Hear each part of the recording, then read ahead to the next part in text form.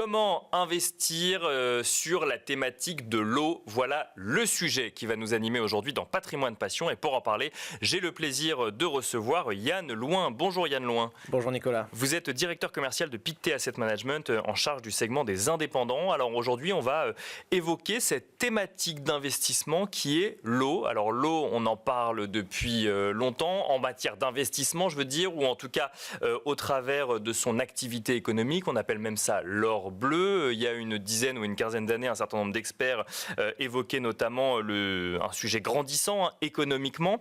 Aujourd'hui, si on regarde l'activité économique de l'eau, d'un point de vue investisseur, comment est-ce qu'on peut y investir déjà? De quoi est-ce qu'on parle quand on parle d'investir dans l'eau?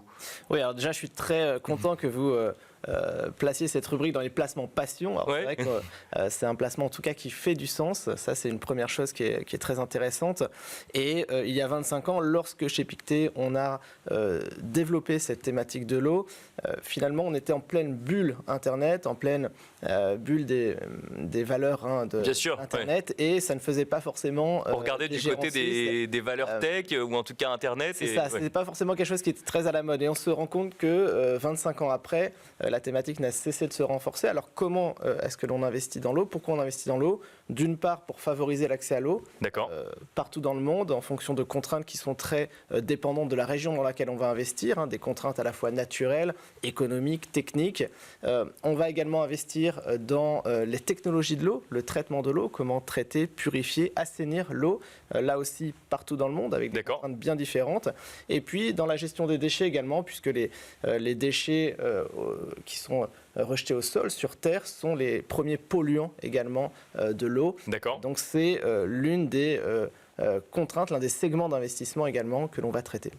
Donc on considère l'eau comme une ressource et on va investir sur les activités économiques qui vont ou aller faciliter l'accès à la ressource ou préserver la ressource quand on parle de gestion des déchets, si je comprends bien. Exactement, faciliter l'accès à l'eau au travers d'investissements dans des entreprises qui vont installer, administrer, monitorer des infrastructures hydrauliques. Typiquement en France, si on prend le cas français, 20% de l'eau qui est traitée est perdue dans les fuites. Donc tous les ans, nous remplissons le lac d'Annecy avec des fuites d'eau. Donc on a des disparités assez fortes en fonction des régions. En Italie, c'est 40%. Vous avez aux États-Unis un réseau qui est en très mauvais état également. Et puis il y a des pays émergents, des pays en voie de développement qui, eux, sont en train de s'équiper. Je pense à la Chine notamment, je pense au Brésil, qui sont en train d'investir massivement dans les infrastructures hydrauliques. D'accord. J'allais vous demander où est-ce qu'il y avait un marché d'investissement, justement. Ça veut dire qu'il n'y a pas un niveau de maturité équivalent partout, justement, sur le traitement de l'eau, et donc il y a des investissements, on est presque dans le financement d'infrastructures quelque part. Alors on est en partie investi dans les infrastructures, effectivement, c'est l'un des segments les plus importants de la stratégie, mais partout dans le monde il y a ce besoin parce que la population ne cesse de grandir.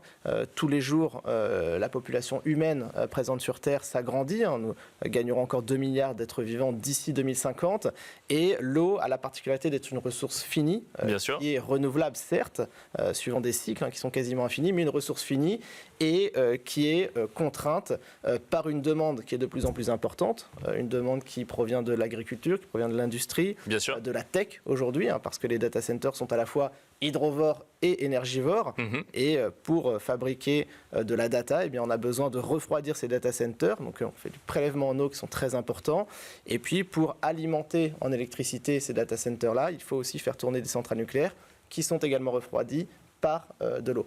Donc la demande ne cesse d'augmenter, effectivement. L'offre, elle, n'évolue pas, puisque l'eau douce est 3% de l'eau présente sur Terre. Et donc, forcément, notre objectif, c'est d'apporter des solutions nouvelles à toutes ces problématiques-là. Une question à deux niveaux. Dans quoi est-ce qu'on investit? D'abord, le sous-jacent, et ensuite le véhicule pour l'investisseur particulier. Alors le sous-jacent, ce sont des entreprises cotées en bourse. C'est une stratégie d'investissement qui est très simple dans sa conception. C'est un panier d'une 50aine d'entreprises que nous sélectionnons avec une pureté du thème qui est très importante, c'est-à-dire que toutes les entreprises génèrent 60-70% de leur chiffre d'affaires en lien avec des activités hydrauliques.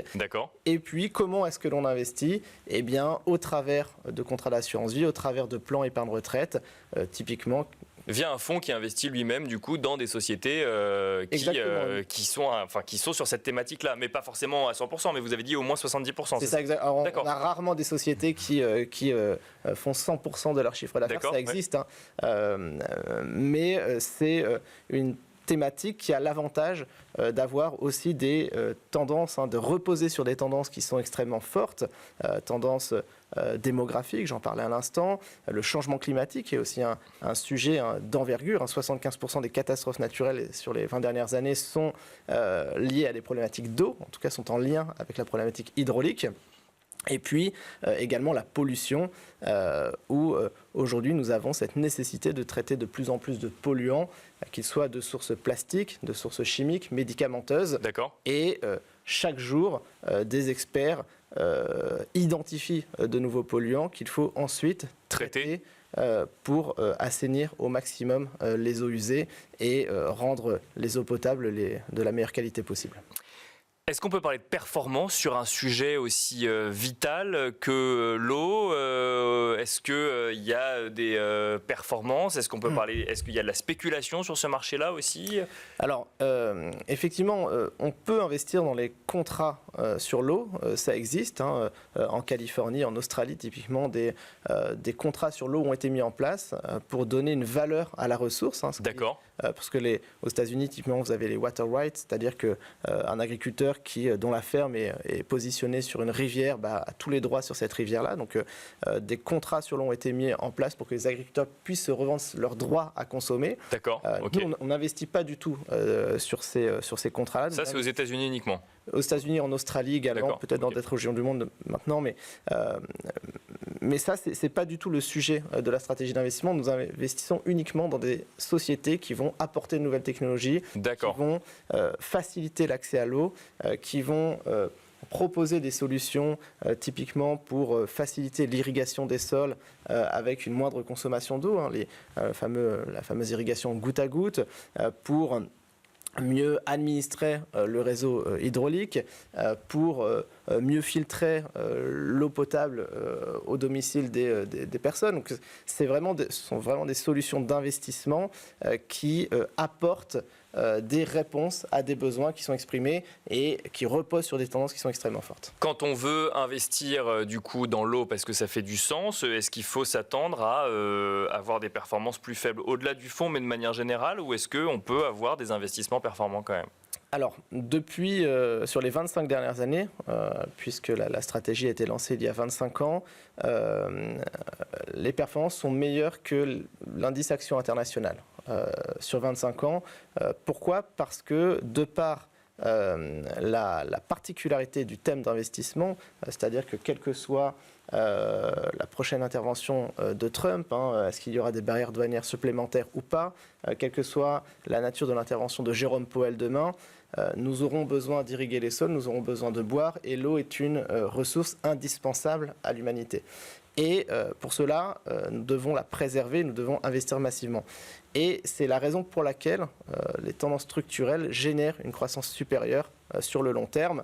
Maintenant, c'est vrai qu'à court terme ou à moyen terme, il se peut que certaines périodes soient moins propices à la performance pour le thème d'investissement. Typiquement, sur les 3-4 dernières années, ce sont principalement les valeurs technologiques qui ont tiré la performance du marché. N'ayant pas de valeurs technologiques en portefeuille, la stratégie a un petit peu moins performé, mais elle est aussi beaucoup plus résiliente dans l'environnement actuel et beaucoup moins sujet à volatilité ces dernières semaines. Merci beaucoup Yann Loin de nous avoir accompagnés dans Smart Patrimoine. Je rappelle que vous êtes directeur commercial chez Pictet Asset Management en charge du segment des indépendants. Merci beaucoup. Merci Nicolas. Et quant à nous, on se retrouve tout de suite dans Enjeu Patrimoine.